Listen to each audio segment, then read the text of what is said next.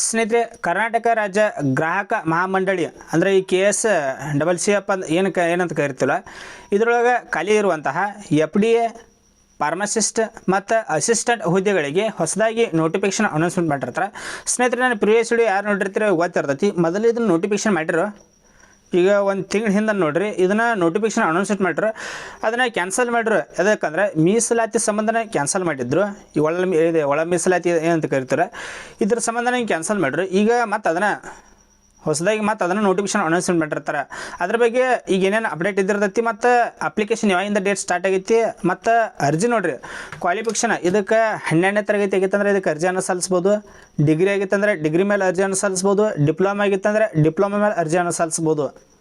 ಈಗ second PUC ಮೇಲೆ ಯಾರು ಅರ್ಜಿಯನ್ನು ಸಲ್ಲಿಸ್ಬೋದು, ನೀವು ಯಾವ ಪೋಸ್ಟ್ಗೆ ಅರ್ಜಿಯನ್ನು ಸಲ್ಲಿಸ್ಬೋದು, ಮತ್ತು ಡಿಗ್ರಿ ಮೇಲೆ ಯಾವ ಪೋಸ್ಟ್ಗೆ ಅರ್ಜಿಯನ್ನು ಸಲ್ಲಿಸ್ಬೋದು, ಮತ್ತು ನೀವು ಡಿಪ್ಲೊಮಾ ವಿದ್ಯಾರ್ಥಿಗಳು ಇದ್ದರೆ ಅಂದರೆ ಡಿಪ್ಲೊಮಾ ಮೇಲೆ ಯಾವ ಪೋಸ್ಟ್ಗಳಿಗೆ ಅರ್ಜಿಯನ್ನು ಸಲ್ಲಿಸ್ಬೋದು. ಪ್ರತಿಯೊಂದು ಡೀಟೇಲ್ ಮಾಹಿತಿಯನ್ನು ಈ ವಿಡಿಯೋದಲ್ಲಿ ತಿಳಿಸ್ಕೊಡ್ತಾನೆ. ಮತ್ತು ಚಾನಲ್ ನೋಡುವಂಥ ಎಲ್ಲ ವಿದ್ಯಾರ್ಥಿಗಳು ಚಾನಲ್ ಸಬ್ಸ್ಕ್ರೈಬ್ ಮಾಡ್ಕೊರಿ. ಯಾಕಂದರೆ ಡೈಲಿ ಗೌರ್ಮೆಂಟ್ ಜಾಬ್ಸ್ ಬಗ್ಗೆ ನಿಮಗೆ ಅಪ್ಡೇಟ್ ಸಿಗ್ತಿರ್ತೈತಿ, ಮತ್ತು KPTCL ಬಗ್ಗೆ ನಿಮಗೆ ಅಪ್ಡೇಟ್ ಸಿಗ್ತಿರ್ತೈತಿ. ಎರಡು ಈ ಕಡೆ ಗೌರ್ಮೆಂಟ್ ಜಾಬ್ಸ್ ಬಗ್ಗೆ ಸಿಗ್ತಿರ್ತೈತಿ, ಮತ್ತು KPTCL ಬಗ್ಗೆ ಎರಡೂ ಸಿಗ್ತಿರ್ತೈತಿ. ಮತ್ತು ನಮ್ಮ ಟೆಲಿಗ್ರಾಮ್ ಅಕೌಂಟ್ ಯಾರು ಜೊತೆಗೆಲ್ಲ ಜಾಯ್ನ್ ಆಗಿರಿ ಪ್ರತಿಯೊಂದು ವಿದ್ಯಾರ್ಥಿಗಳು. ಯಾಕಂದ್ರೆ ಈಗ ಏನು ಅಪ್ಲೈ ಲಿಂಕ್ ಐತಿರಲ್ಲ, ಇದರದ ಅಪ್ಲೈ ಲಿಂಕ್ ಅಲ್ಲಿ ಶೇರ್ ಮಾಡಿರ್ತೀನಿ. ನಿಮ್ಮದು ಈಗ ಸೆಕೆಂಡ್ PUC ಮೇಲೆ ಅರ್ಜಿಯನ್ನು ಸಲ್ಲಿಸುವಂಥ ಅಭ್ಯರ್ಥಿಗಳು, ಮತ್ತು ಡಿಗ್ರಿ ಮೇಲೆ ಅರ್ಜಿಯನ್ನು ಸಲ್ಲಿಸುವಂಥ ಅಭ್ಯರ್ಥಿಗಳು, ಮತ್ತು ಡಿಪ್ಲೊಮಾ ಮೇಲೆ ಅರ್ಜಿಯನ್ನು ಸಲ್ಲಿಸುವಂಥ ಈಗ ಇಂಟ್ರೆಸ್ಟ್ ಇರುವಂಥ ಕ್ಯಾಂಡಿಡೇಟ್ಸ್ ಅಂಥವ್ರನ್ನ ಡೈರೆಕ್ಟ್ ಅದಕ್ಕೆ ಅರ್ಜಿಯನ್ನು ಸಲ್ಲಿಸ್ಬೋದು. ಮತ್ತು ಇದ್ರ ಬಗ್ಗೆ ಸಂಪೂರ್ಣ ಮಾಹಿತಿ, ಏಜ್, ಕ್ವಾಲಿಫಿಕೇಷನ್, ಸೆಲೆಕ್ಷನ್ ಪ್ರೊಸೆಸ್ ಯಾವ ರೀತಿಯಾಗಿರ್ತೈತಿ ಎಲ್ಲವನ್ನು A to Z ಇನ್ಫಾರ್ಮೇಷನ್ ಈ ವಿಡಿಯೋದಲ್ಲಿ ತಿಳಿಸ್ಕೊಡ್ತಾನೆ. 8/1/2026ರಿಂದ ನೋಟಿಫಿಕೇಶನ್ ಅನೌನ್ಸ್ಮೆಂಟ್ ಮಾಡ್ಯಾರ. ಮತ್ತು ಅಪ್ಲಿಕೇಶನ್ ಡೇಟ್ ಕೂಡ ಸ್ಟಾರ್ಟ್ ಆಗಿರ್ತೈತಿ. 8ನೇ ತಾರೀಕಿನ ಅಪ್ಲಿಕೇಶನ್ ಡೇಟ್ ಸ್ಟಾರ್ಟ್ ಆಗೈತಿ. ಮತ್ತು ನೀವು ಆನ್ಲೈನ್ ಮೂಲಕ ಇದಕ್ಕೆ ಅರ್ಜಿಯನ್ನು ಸಲ್ಲಿಸಬೇಕಾಗತ್ತಿ. ಮತ್ತು ಇದರದ್ದು ಏನು ಕೊಟ್ಟಾರಂದ್ರೆ, ಅರ್ಜಿಗಳನ್ನು ಖುದ್ದಾಗಿ ಅಂಚೆ ಅಥವಾ ಕೊರಿಯರ್ ಇತ್ಯಾದಿಗಳ ಮೂಲಕ ಸಲ್ಲಿಸಲು ಅವಕಾಶ ಇರುವುದಿಲ್ಲ. ಈಗ ಅಂಚೆ ಅಥವಾ ಕೊರಿಯರ್ ಮೂಲಕ ಇದಕ್ಕೆ ಅರ್ಜಿಯನ್ನು ಸಲ್ಲಿಸಕ್ಕೆ ಬರೋಂಗಿಲ್ಲ. ಡೈರೆಕ್ಟ್ ಇದನ್ನ ಆನ್ಲೈನ್ ಮೂಲಕ ಇದಕ್ಕೆ ಅರ್ಜಿಯನ್ನು ಸಲ್ಲಿಸಬೇಕಾಗತ್ತೆ. ನಿಮಗೆ ಸ್ಟಾರ್ಟಿಂಗಲ್ಲಿ ಹೇಳಿನ ಅಪ್ಲೈ ಮೋಡ್ ಲಿಂಕ್ ಡೈರೆಕ್ಟ್ ನಮ್ಮ ಟೆಲಿಗ್ರಾಮ್ ಗ್ರೂಪ್ನಲ್ಲಿ ಹಾಕಿರ್ತಾನೆ. ಈಗ ಎಲಿಜಿಬಲ್ ಆಗಿರುವಂಥ ವಿದ್ಯಾರ್ಥಿಗಳು ಡೈರೆಕ್ಟ್ ಇದಕ್ಕೆ ಅರ್ಜಿಯನ್ನು ಸಲ್ಲಿಸ್ರಿ. ಇಲ್ಲಿ ಸ್ಕ್ರೀನ್ ಮೇಲೆ ತೋರಿಸ್ತೆ ನೋಡಿರಿ ನಿಮಗೆ ಕ್ಯಾಟಗರೀಸ್ ವೇಕೆನ್ಸಿಗಳು ಮತ್ತು ಯಾವ ಪೋಸ್ಟ್ ಅದಾವ ಅಂತ. ಈಗ 1ನೇ ಪೋಸ್ಟ್ ಫಾರ್ಮಸಿಸ್ಟ್ 1ನೇ ಪೋಸ್ಟ್ ಇದ್ದಿರ್ತೈತಿ. ಟೋಟಲಾಗಿ 7 ವೇಕೆನ್ಸಿಯನ್ನು ಕಲ್ಪೇರ್ ಮಾಡಿರ್ತಾರೆ. ಇಲ್ಲಿ ನಿಮಗೆ ಸ್ಯಾಲ್ರಿ ಮಂತ್ಲಿ ನಿಮ್ಗೆ 25,800ರಿಂದ 52,650 ರೂಪಾಯಿ ನಿಮಗೆ ಮಂತ್ಲಿ ಸ್ಯಾಲ್ರಿ ಇದ್ದಿರ್ತೈತಿ. ಎಷ್ಟು ಅಂದರೆ 25,800ರಿಂದ 52,650 ರೂಪಾಯಿ ನಿಮಗೆ ಮಂತ್ಲಿ ಸ್ಯಾಲ್ರಿಯನ್ನು ಕೊಡ್ತಾರೆ. ಇಲ್ಲಿ ಕ್ಯಾಟಗರೀಸ್ ವೇಕೆನ್ಸಿಗಳು ನೋಡ್ತಾ ಹೋದಾದರೆ ಇಲ್ಲಿ ಸಾಮಾನ್ಯದಲ್ಲಿ ಇದರೊಳಗೆ 1 ವೇಕೆನ್ಸಿ ಖಾಲಿ ಇದ್ದಿರ್ತೈತಿ. ಮತ್ತು ಮಹಿಳಾ ಅಭ್ಯರ್ಥಿಗಳಲ್ಲಿ 1 ಪೋಸ್ಟ, ಮತ್ತು ಗ್ರಾಮೀಣ ಅಭ್ಯರ್ಥಿಯಲ್ಲಿ 1 ಪೋಸ್ಟ ಸಾಮಾನ್ಯದಲ್ಲಿ ಆಯ್ತು. ಮತ್ತು ಪರಿಶಿಷ್ಟ ಜಾತಿ ಪ್ರವರ್ಗ A ಒಳಗೆ ಟೋಟಲಾಗಿ ಇದರೊಳಗೆ 1 ಪೋಸ್ಟ, ಅದು ಇದರೊಳಗೆ ಇದ್ದಿರ್ತೈತಿ. ಮತ್ತು ಪರಿಶಿಷ್ಟ ಪಂಗಡ ಇದರೊಳಗೆ ಕೂಡ 1 ವೇಕೆನ್ಸಿ, ಇದು ಇದರೊಳಗೆ 1 ಪೋಸ್ಟ. ಮತ್ತು ಪ್ರವರ್ಗ 1 ಇದರೊಳಗೂ 1 ಪೋಸ್ಟ, ಇದರೊಳಗೆ 1 ಇದ್ದಿರ್ತೈತಿ. ಮತ್ತು ಪ್ರವರ್ಗ 2A ಇದರೊಳಗೆ 1. ಟೋಟಲಾಗಿ ಎಷ್ಟು ಅಂದರೆ 7 ವೇಕೆನ್ಸಿಯನ್ನು ಕಲ್ಪೇರ್ ಮಾಡಿರ್ತಾರೆ.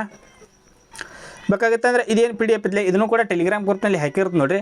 ನೀವು ಕ್ಯಾಟಗರೀಸ್ ವೇಕೆನ್ಸಿಗಳು ನೋಡ್ಕೋಬೋದು, ಡೈರೆಕ್ಟ್ ಇದಕ್ಕೆ ಅರ್ಜಿಯನ್ನು ಸಲ್ಲಿಸ್ಬೋದು. ಅಪ್ಲೈ ಲಿಂಕ್ PDF ಎರಡೂ ಕೂಡ ಟೆಲಿಗ್ರಾಮ್ ಗ್ರೂಪ್ನಲ್ಲಿ ಅವೈಲೇಬಲ್ ಇರ್ತೈತಿ.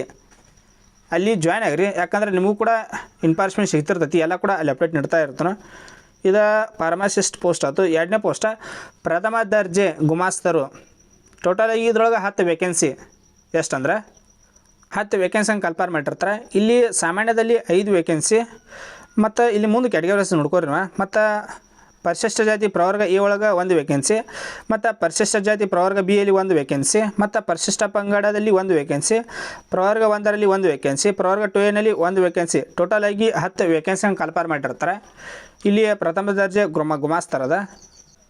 ಇದ್ರ ತೆಳಗಡೆ 3ನೇ ಪೋಸ್ಟ ವಿಕ್ರಮ ಸಹಾಯಕರು. ಇದರೊಳಗೆ 16 ವೇಕೆನ್ಸಿಯನ್ನು ಕಲ್ಪೇರ್ ಮಾಡಿರ್ತಾರೆ.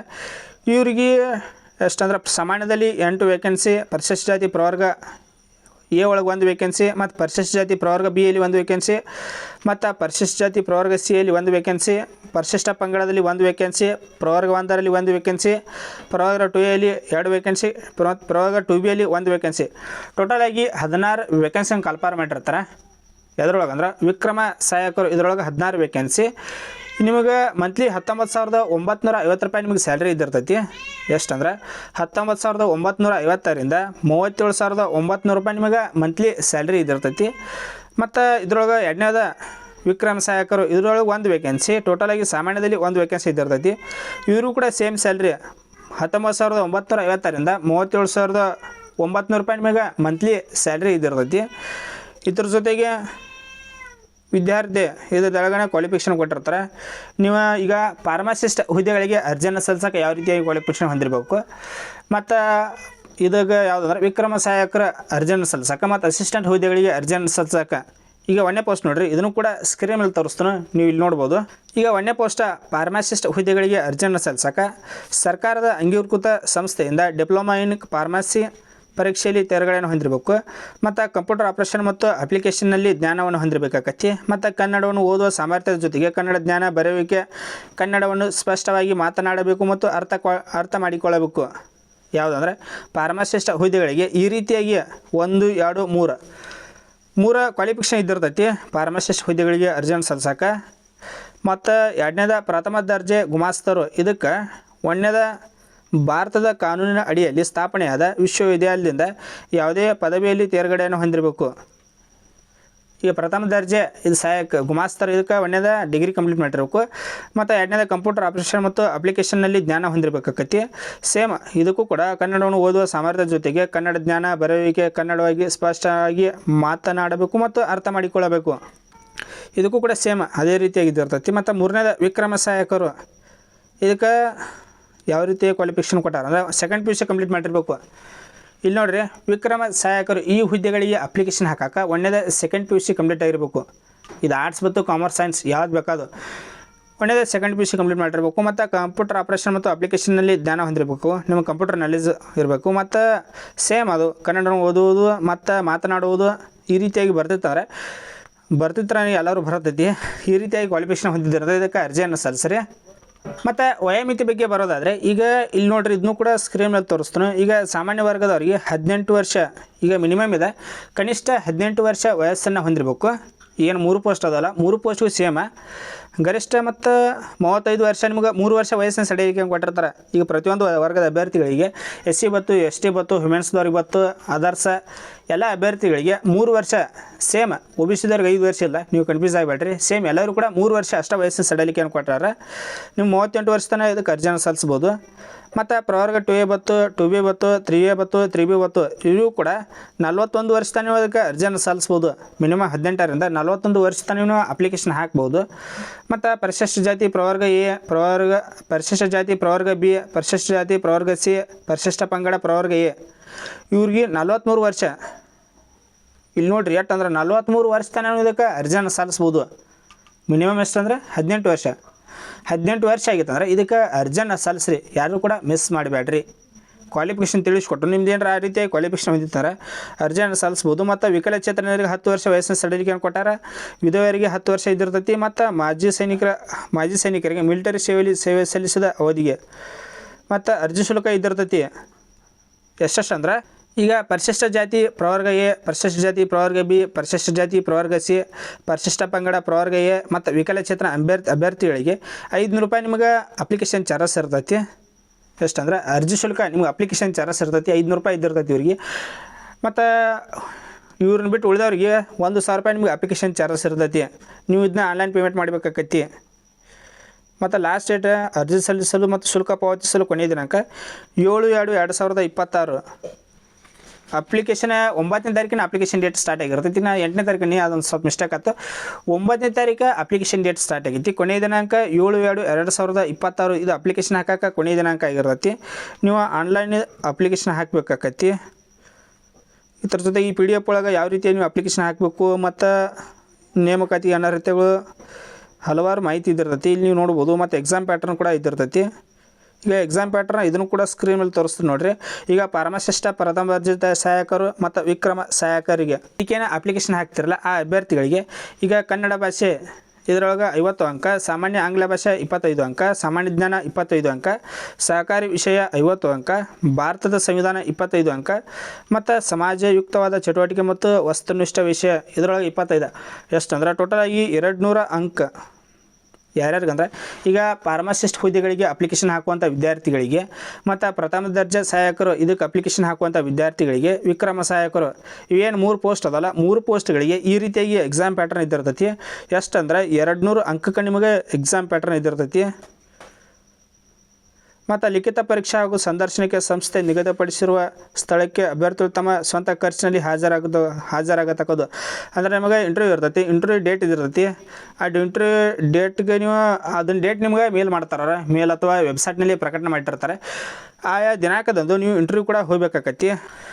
ಮತ್ತು ನಿಮ್ಗೆ ಆಗ ಹೇಳೋದನ್ನ ಬಿಟ್ನಿ ಏಟಂದ್ರೆ ಟೋಟಲಾಗಿ ಎಷ್ಟು ವೇಕೆನ್ಸಿಗಳನ್ನ ಕಲ್ಪನೆ ಮಾಡ್ಯಾರ ಅಂದ್ರೆ ಟೋಟಲಾಗಿ 34 ವೇಕೆನ್ಸಿಗಳಿಗೆ ಅಧಿಸೂಚನೆ ಮಾಡಿರ್ತಾರೆ.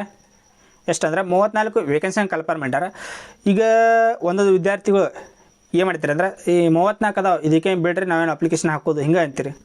ಯಾಕಂದ್ರೆ ನಾವು ಒಂದೊಂದು ವೀಡಿಯೋ ಮಾಡಿದಾಗ ವೇಕೆನ್ಸಿ ಕಡಿಮೆ ಇದ್ದು ಅಂದ್ರೆ ವೀಡಿಯೋ ನೋಡೋಂಗಿಲ್ಲ ಯಾರು. ನಾ ಟೈಟಲ್ದಾಗ ಹಾಕಿನಿ ಅಂದ್ರೆ ಎಷ್ಟು ವೇಕೆನ್ಸಿ ಅಂತ ಮೆನ್ಷನ್ ಮಾಡಿನಿ ಅಂದ್ರೆ ಆ ವಿಡಿಯೋನ ಯಾರು ನೋಡೋಂಗಿಲ್ಲ. ಯಾಕಂದ್ರೆ ಕಡಿಮೆ ವೇಕೆನ್ಸಿ ಅದಾವೆ, ನಾವೇನು ಸೆಲೆಕ್ಟ್ ಹಾಕಿವು ಇದು ಎಲ್ಲರ ತಲೆಯಾಗಿದ್ದು ಇರ್ತೈತಿ. ಹಂಗೆ ಮಾಡೋದು ಬಿಡ್ಬೇಡ್ರಿ.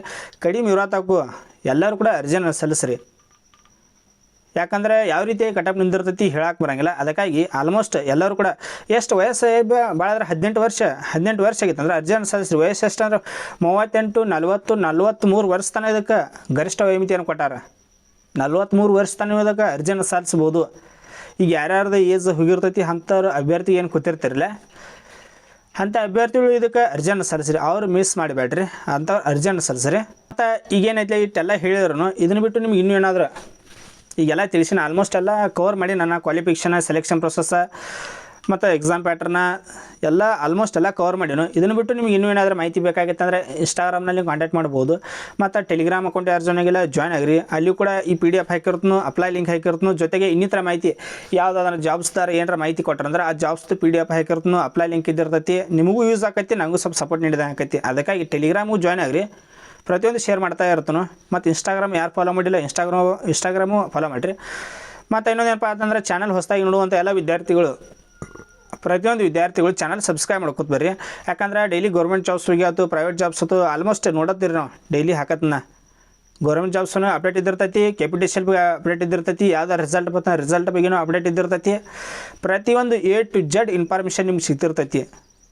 ಅದಕ್ಕಾಗಿ ಯಾರು ಚಾನಲ್ ಹೊಸದಾಗಿ ನೋಡತ್ತೀರಿ ಅಂಥ ಎಲ್ಲ ವಿದ್ಯಾರ್ಥಿಗಳು ಮೊದಲು ಚಾನಲ್ ಸಬ್ಸ್ಕ್ರೈಬ್ ಮಾಡ್ಕೋರಿ.